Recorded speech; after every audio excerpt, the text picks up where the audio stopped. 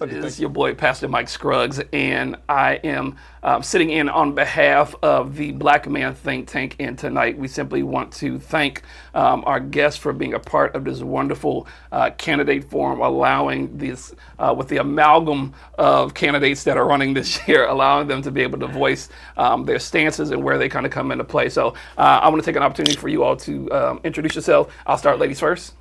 All right, my name is Dawn Johnson. I am a mother, a doula, a small business owner, and the only candidate that is the president of a community council. And I'm just so honored to be here. I love the community, and I'm just real excited to be in front of you today to show you why I'm the best candidate for city council. Thank you. Sir? Thank you. Hi, I'm Evan Nolan, currently on City Council, running to stay on council.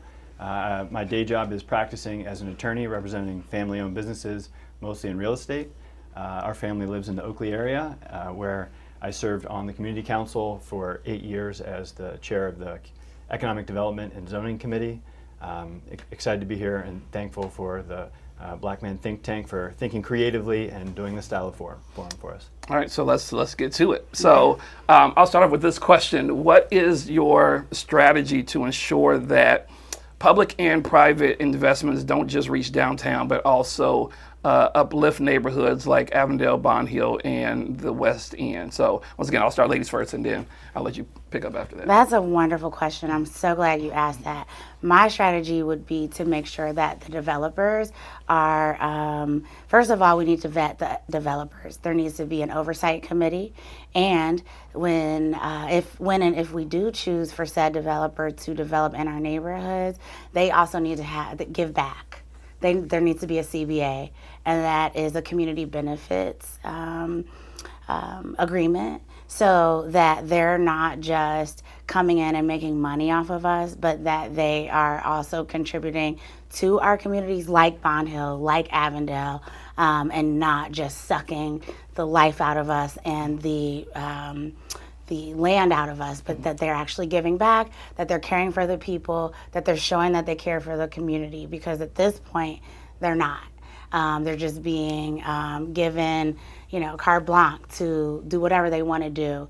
And that's why I'm concerned with this current council, because that's exactly what they're doing. They're just selling us out to these developers, and without ensuring and mandating that they give back to our communities, like the neighborhoods that you mentioned. All right, so Evan, the same question, your strategy to ensure that public and private investments don't just reach downtown, but they're also able to uplift our neighborhoods, such as the Avondales, the Bond Hills, the West End. Yeah. And you can also speak to, I guess, to currently what you have been doing, as well as what, if there's anything that you plan to do going forward. Yeah, sure. I think every neighborhood across the city is seeing the struggle with developing their neighborhood business district in particular. No matter what neighborhood you're in, whether it's Bond Hill, Avondale, Hyde Park, Oakley, Westwood, all of those neighborhood business districts are experiencing issues with vacancy and land that is undeveloped. And so I think there's two things that we are working on at the city now. The first is to try and make the development process easier. Developers are spending a lot of money dealing with the city. In other cities, that is not the case. We need to find a way to make those interactions more efficient so that those developments can come out of the ground. The second thing is we need to improve the process through which we engage the community. A lot of that is reactive. The community is on their heels when a development that is fully baked is presented to them, and they feel like they're weighing in on something that's already done. And so I've created the Community Investment Subcommittee, an official committee down at City Hall, where we invite the community members in. We're going to be doing one later this month. Bond Hill is going to be the first community that we invite in. There's a bunch of empty, vacant land along Reading Road when you get up to what used to be Swifton Commons, now Midpoint Crossing. And there's lots of strong feelings in the community about what should or should not be there, and a lot of those feelings conflict. And so we got to be able to have that conversation proactively, engage the community before there's a development to respond to. And I have a question. Please allow me to ask this. Evan, if you would have been on council during the legislation, during the Connected Communities legislation being passed, would you have voted for it?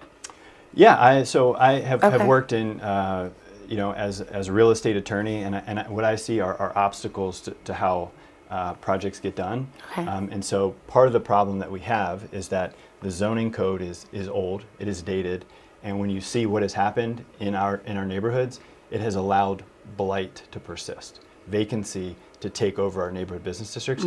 So we got to think creatively. We got to do something different. We can't maintain the status quo, Right. because it just leads to vacant property. Okay. So I think the question to everyone is, what are we going to do differently? Right. And it can't be go back to what we had before, Right. because it's clearly not working. We have, whether it's Bond Hill or Oakley, there's vacant land that's been sitting there for 20 years. We've got to So find a you way to think activate connected that. communities is the answer? I think it's a small step in Okay. a direction. Is it perfect? No. Are there ways to improve it? The community engagement process that I just described through the subcommittee is something that needs to happen so we can have those conversations earlier. And so as we do our tie-in terms of some of the issues that are plaguing our neighborhoods, violence has been one of those that has been a big topic across not just Cincinnati, but across the country as a whole. So Evan, I'll start with you in this question. So what do you see as some of the root causes for violence in our neighborhood, and then what is your plan to address them? Yeah, so it's got to be a multifaceted approach. I'm a believer that you don't police your way out of this. You don't restrict your way out of this. I know the initial reaction from the police department has been, let's put some restrictions on red bike or the curfew. And I think in the short term, it makes sense while we try and get a handle on what's happening. But longer term, we got to think about the root causes. And so, to the issue we were talking about earlier, all of the development we have seen recently has been primarily concentrated down in OTR downtown in the banks.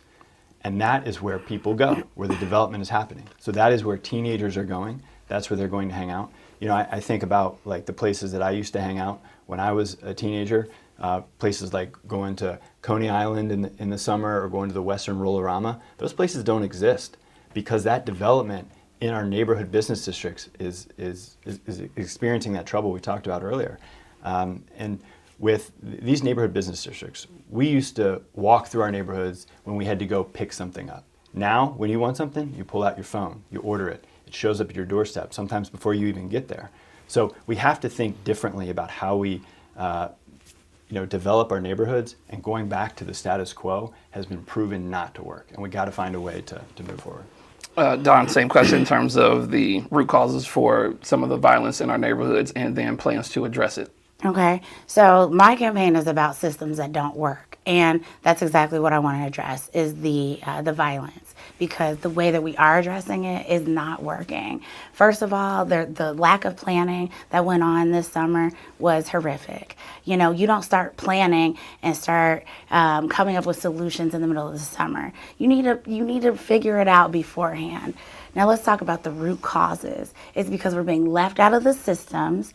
Our black men, our young black men are not being included in the systems that are meant to help us thrive. And so that's what I want to do is I want to create a youth council to bring the students the youth to the table so that we can listen to them, and so that we're not creating programming around them, that we're creating programs with them.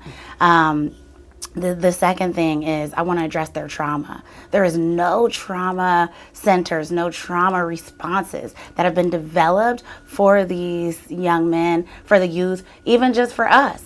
I had a nephew that accidentally shot himself. And the thing is that he bought a gun so that he could retaliate against a bully. And the question that I have is, like, why did he want to do that? Why did he feel like he didn't have any other resources or opportunities to get this person to stop bullying him? So I want to address their trauma head on, because what I know it to be true is that when these kids are faced with unaddressed trauma, then they're 10 times more likely to commit violence. And so without intentionally addressing these issues head on, with these youth, even with people like us. I've been through trauma. So and instead of addressing it head on, and if we don't, then they're just going to continue to commit violence, or the cycle could continue. So I think we hit it head on. We have it in the schools. We have it in the libraries.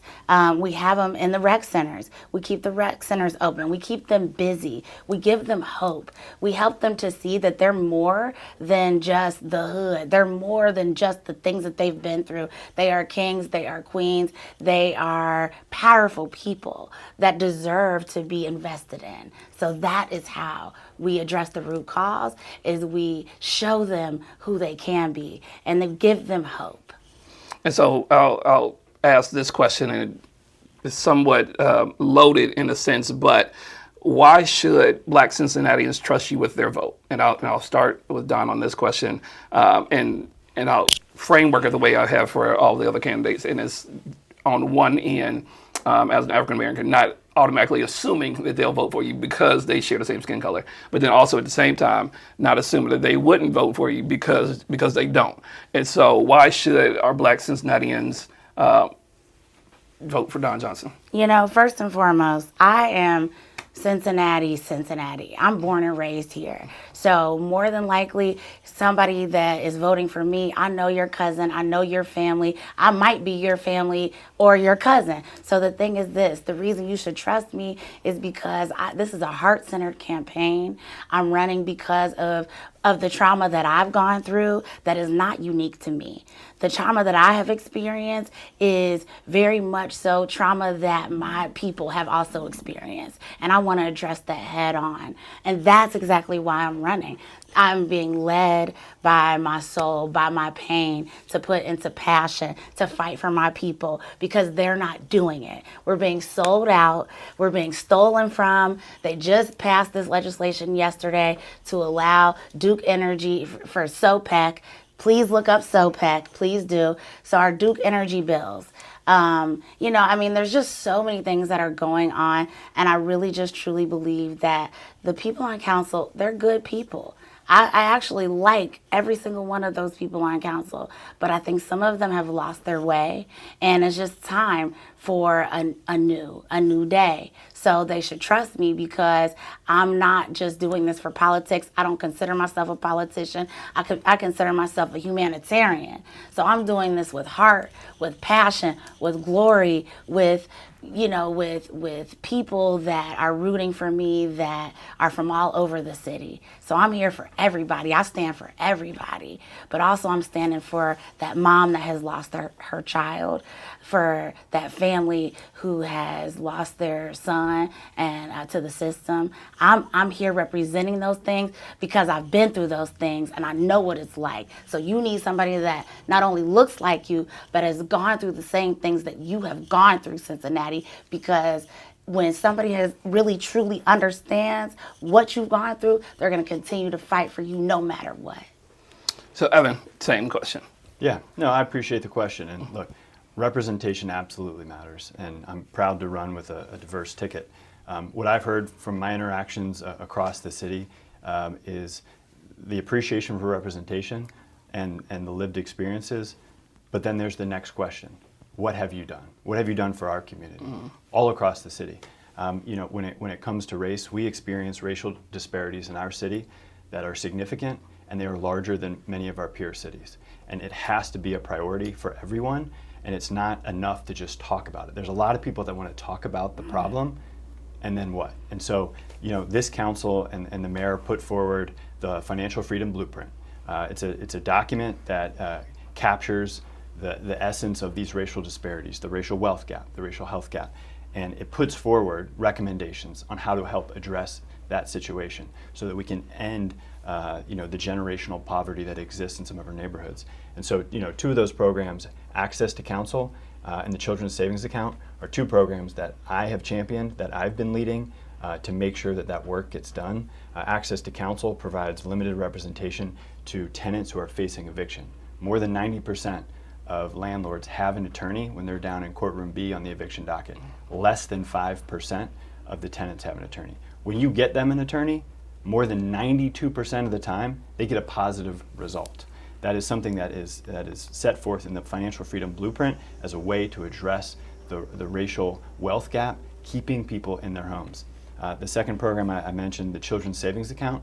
This is a program that has been proven to work across the country, red cities, blue cities. When you put a little bit of money into a savings account for a young child, that amount of money grows, and so when they graduate from high school, they have a couple $1,000s that they can put to college tuition or an apprenticeship program. But it's not just about the money. When you talk to the teenagers that we've been referencing earlier, and you talk to them about what's your plan, what is your 5-year plan, what's your 10-year plan, folks aren't thinking that way. They're thinking, well, how am I going to get through the next month? How am I going to get through the next year? And so when you put that money aside, it is not just money, it is a plan. It is a hope for the future. They can think 5 years ahead now. Yeah, I'm going to go to college, or yes, I'm interested in this, now I have money to pay for that training. But you know what, Evan, I hear you, but also you talk about programs, you talk about statistics, you do know your stuff, and I actually like what you're saying. But also I think that what's missing is that a lot of the people on council, when I've asked at a forum before, and I'm going to ask you this, a lot of the people have never been to Whitten Terrace before. Have you actually sat in a home in Whitten Terrace and had dinner with one of the family members there? I think that's important, because until you've actually sat down at the table and have broken bread with a black family, a poor black family, then do you really think that you're qualified to really ask for the trust of the black community? Yeah, I have a number of lived experiences myself. I think we all bring our own unique experiences to the table. I've been to the Winton Hills community multiple times with their community council. I was a champion alongside the vice mayor and council member, Scotty Johnson, to get that new community center acquired from the church. We put a lot of work into that. There were several meetings that we went to try and help get that deal done. We allocated funds through the Quick Strike program to make sure that community has other options. Winton Hills has a unique farming community as part of it, and so we brought in the Cincinnati Zoo to partner with the Winton Hills Community Council to help give the youth in that community other options for things to do. And with this Access to Council program, it's not enough to just fund it and say, I hope it works. As an attorney, I've gone through the training, I am participating in that program, I'm helping represent those tenants who are facing eviction. And a mother that I talked to a few weeks ago who was there with 3 children, twin, a boy and a girl who had just graduated from high school, both had jobs lined up. They were getting ready to start getting paid, but mom lost her job. She applied for rental assistance through the county, Jobs and Family Services, and had it. 6 to 8 weeks it takes to process that. And so the landlord wasn't interested in waiting and wanted to pursue an eviction. But in that moment, in that 5 to 10 minutes of legal representation, we're able to identify a deficiency in the eviction notice and say to the landlord, this isn't going to work out for you. So we got to find a different way to go forward, and we're able to convince that landlord the money's coming. It's going to be a couple weeks, but now we've had that conversation, we understand the situation, and we're able to put together a plan so that they can move forward and stay in their home. So I thank both of you for having boots on the ground, as they say, for our community as currently serving and as pending serving. Thank you both for your time. Thank you for your honest and I've been serving. I've been serving. I'm talking about in terms of on council. Oh, got it. Yeah, got it. I want them to know I've been doing the work. Yes. And so thank you all once again. Here you are, Cincinnati. Here are your answers to the questions that you posed. And so we thank you both. Let's get out to vote. Get out to vote. Dawn of a new day. Thank you.